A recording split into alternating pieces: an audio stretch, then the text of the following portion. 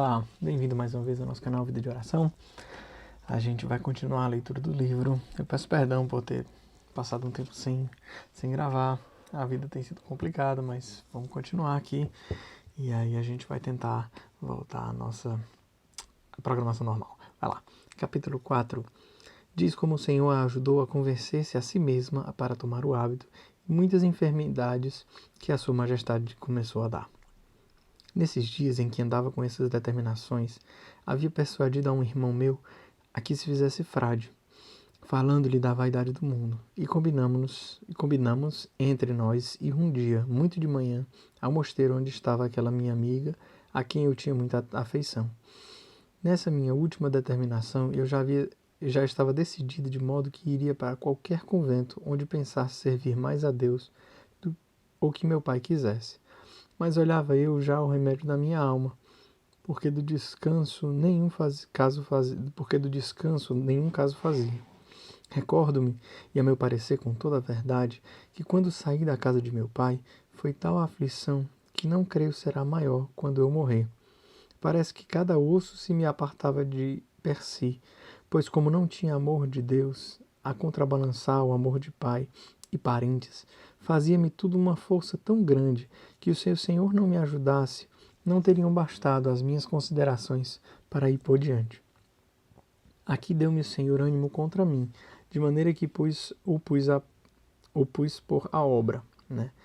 Ao vestir o hábito, logo o Senhor me deu a entender como favorece aos que se esforçam ao servir. Isso ninguém percebeu em mim, mas sim uma grandíssima vontade. Na altura deu-me um tão grande contentamento de ter aquele estado que nunca mais me faltou até hoje. Deus mudou a aridez da minha alma numa grandíssima ternura. Davam-me deleite todas as coisas da religião. Verdade é andar algumas vezes varrendo nas horas que costumava ocupar em meus regalos e enfeites.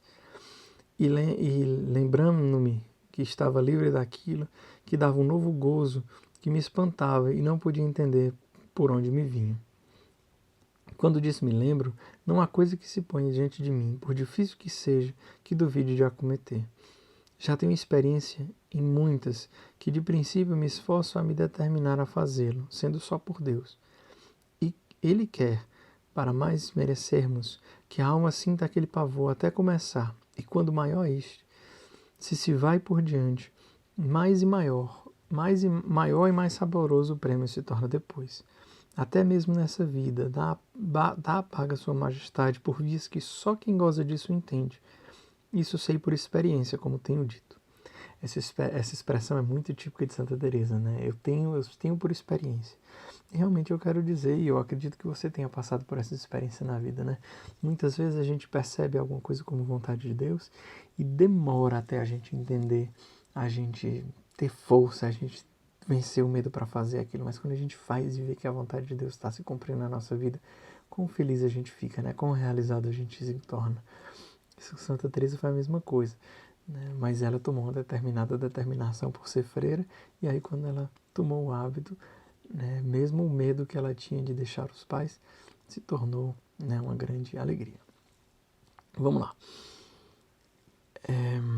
Isso sei por experiência, como tenho dito, em muitas coisas difíceis, e assim jamais aconselharia, se fosse pessoa que tivesse de dar parecer, que quando uma boa inspiração nos bate à porta, muitas vezes se deixe com medo de a pôr por obra. Se é desnudamente só por Deus, não há que temer suceda mal, que poderoso Ele é para tudo. Bendito seja Deus para sempre. Amém. Bastavam, ó meu bem e descanso meu, as mercês que me tendes feito até aqui, trazendo-me por tantos rodeios da vossa piedade e grandeza. O estado tão seguro e casa onde havia muitas servas de Deus, das quais eu poderia tomar exemplo e ir crescendo em vosso serviço.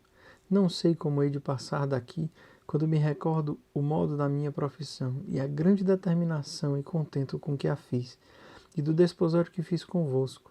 Isso não posso dizer sem lágrimas, e havia de ser de sangue, e quebrar-se meu coração, e não seria muito pesar para o que depois vos ofendi.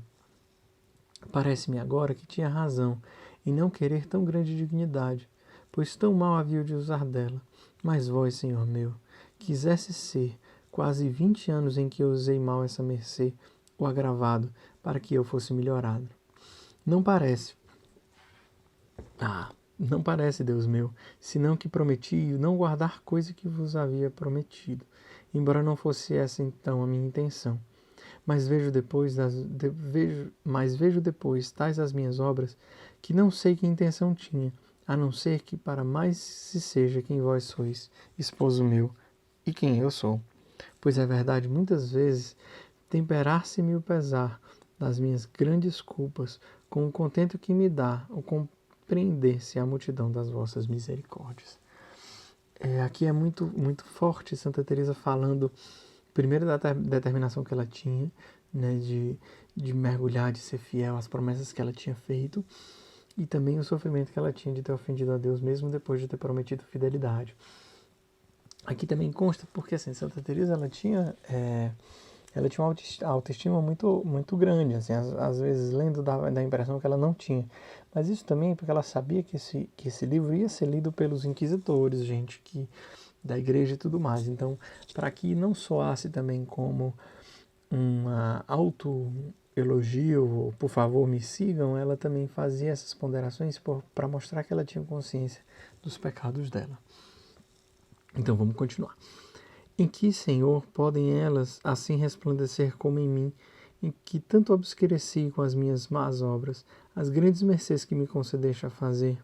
Ai de mim, Criador meu, se quero dar desculpas, nenhuma tenho, nem tem ninguém a culpa senão eu.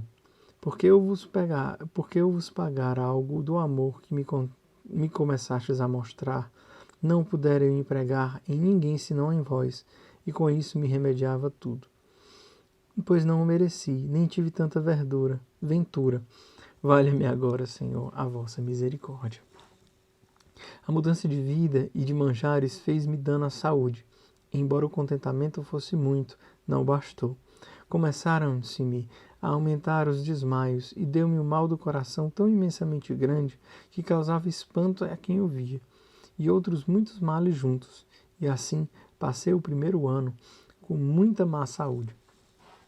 Todavia, parece-me, não ofendi nele muito a Deus, e como o mal era tão grande que me privava quase sempre dos sentidos, e algumas vezes de todo ficava sem eles. Era grande a diligência que meu pai fazia para buscar remédio. Como não lhe desejassem médicos de aqui, procurou levar-me a um lugar que tinha muita fama de se curarem ali outras enfermidades, e assim disseram, faria a minha. Foi comigo essa amiga de quem já falei, e era antiga na casa. No convento onde eu era freira, não se prometia clausura. Estive quase um ano por ali, e padecendo durante 3 meses tão grandíssimos tormentos, nas curas tão violentas que me fizeram, que não sei como as pude sofrer. Embora as sofresse, não as pude suportar meu natural, como direi. Lembrando que tratamento médico no século XVI não era como os nossos, né? Inclusive tinham, eu não sei se na época tinha os tratamentos que tinha gente que quando estava doente tirava sangue, né? E aí o doente acabava ficando mais fraco, mas assim, enfim, só para vocês terem também, né, ponderar que as curas que ela diz são tratamentos médicos próprios do tempo. Havia de começar a cura do princípio do verão, e eu fui no princípio do inverno. Todo esse tempo estive em casa de minha irmã, que disse que vivia na aldeia, esperando o mês de abril, porque estava ali perto, e para não andar e vir. Na ida, aquele meu tio que já disse estar em caminho, deu-me um livro, chama-se O Terceiro Abecedário. Trata de ensinar a oração de recolhimento, e embora esse primeiro ano tivesse lido bons livros, pois não quis mais usar de outros, porque já entendi o dano que me haviam feito, não sabia como proceder na oração, nem como recolher-me. Assim folguei muito com ele, e determinei-me a seguir aquele caminho com todas as minhas forças, como já o Senhor tinha dado o dom das lágrimas e gostava de ter, Comecei a ter esses momentos de solidão e a confessar-me a miúde e a começar naquele caminho tendo aquele livro por mestre, porque eu não encontrei mestre, digo, confessor que me entendesse. Embora eu procurasse vir durante 20 anos, depois do que eu estou a dizer, isso fez-me muito dano, e voltar muitas vezes atrás até de todo me perder, porque se eu tivesse, ajudar-me-ia a sair dessas ocasiões que tive de ofender a Deus. Aqui está o segredo de Santa Teresa, né? Nesse tempo que ela ficou doente, a providência de Deus levou ela, né, a ficar doente. Ela sofreu muito, desmaiava, né? Ela contou aqui e tudo mais. E aí ela teve que se afastar do mosteiro.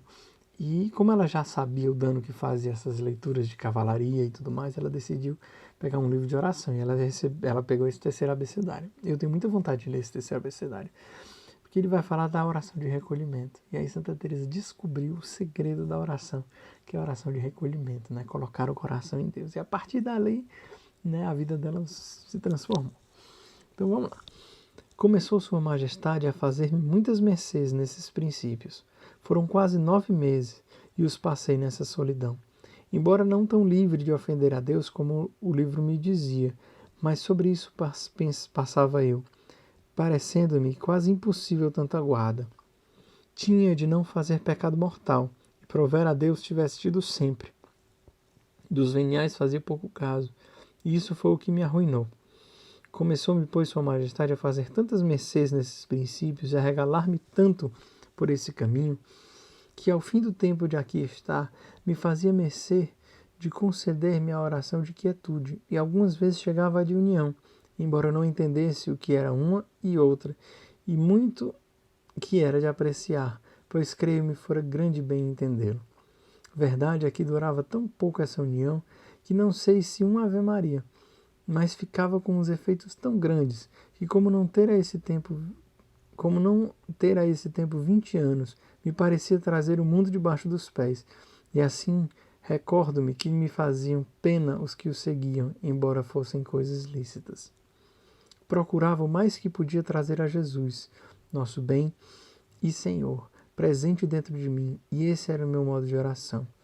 Se pensava em algum passo, representavam no interior, embora gastasse mais tempo em ler bons livros, que era toda a minha recreação. É que Deus não me deu talento para discorrer com entendimento, nem de me aproveitar da imaginação, tendo-a tão entorpecida que até para pensar e representar trazer em mim, como procurava fazer, a humanidade do Senhor, não conseguia. E ainda que por esta via, a de não poderem ajudar-me do entendimento, as almas chegam mais depressa à contemplação, se perseveram. É muito trabalhoso e penoso, se falta a ocupação da vontade e o amor de ter coisa presente em que se ocupe. Fica a alma como que sem arrimo, sem exercício. Causa grande pena a soledade e a aridez, e dão grandíssimo combate aos pensamentos. Dá outra pausa aqui para falar. Ela estava dizendo que ela tinha muita dificuldade de imaginar, de trazer Jesus, por exemplo, de trazer Jesus perto dela. Essa era a oração. Ela procurava o mais que podia trazer Jesus Cristo, nosso bem, presente dentro de mim. E esse era o meu modo de oração. Ele tentava representar Jesus sempre com ela, dentro dela, com ela, em cada passo e tal. Esse era o modo de oração. E ela tinha muita dificuldade, ela não conseguia imaginar, ela não tinha imaginação muito forte, né? E aí, isso se torna uma grande arma. Então, se a sua imaginação é muito forte, Felipe, eu tenho imaginação muito fértil, eu penso muita coisa, pois use a sua imaginação para a sua oração. Santa Teresa está dizendo, se você usar a sua imaginação para a oração, você vai conseguir rezar muito melhor. Então, olha aí, fica a dica de Santa Teresa. Livro da Vida, capítulo 4, número 7. Vamos lá, continuar. As pessoas que tenham... vamos começar o número 8 agora. As pessoas que tenham essa disposição convém-lhes ter mais pureza de consciência que as que podem obrar com entendimento. Porque quem discorre no que o mundo é, no que deve a Deus, e no muito que ele sofreu e no pouco que o serve, que o Senhor dá a quem o ama, tira doutrina para se defender dos pensamentos e das ocasiões e perigos. Mas quem não se pode aproveitar disso tem maior perigo ou dificuldade, e convém-lhe ocupar-se muito na leitura, pois de que sua parte não pode tirar nenhuma ideia ou consideração.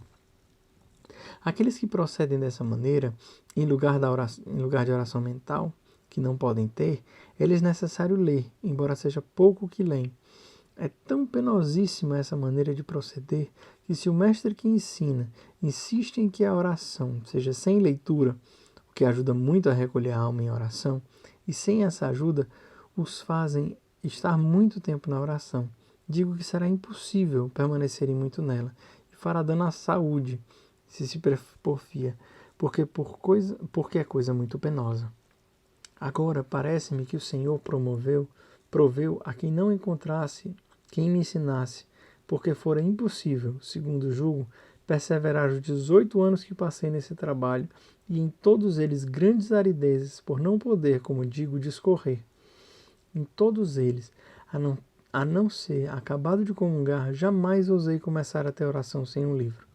Temia tanto a minha alma estar sem ele na oração, como se contra muita gente saísse a pelejar. E essa ajuda, que era como que uma companhia ou um escudo em que apartava os golpes de muitos pensamentos, andava consolada, porque a aridez não era o normal, mas sempre que me faltava o livro, logo se desbaratava a alma, e os pensamentos que andavam perdidos, com isso os começava eu a recolher e levar a minha alma como de um fôlego. Muitas vezes, em abrindo um livro, nada mais era preciso. Outras lia pouco, outras muito, conforme a mercê que o Senhor me fazia. Aqui é ouro, gente. Isso aqui é ouro. Por favor, peguem o livro. Eu coloquei o link na descrição do primeiro vídeo da playlist do livro da vida. E, por favor, leiam. É o capítulo 4, número 9. Ela está falando exatamente como que ela fazia, né? E ela estava falando, um livro é muito bom. Eu falei um pouco sobre isso no que fazer na sua oração pessoal. Eu vou tentar colocar o link na descrição desse vídeo também.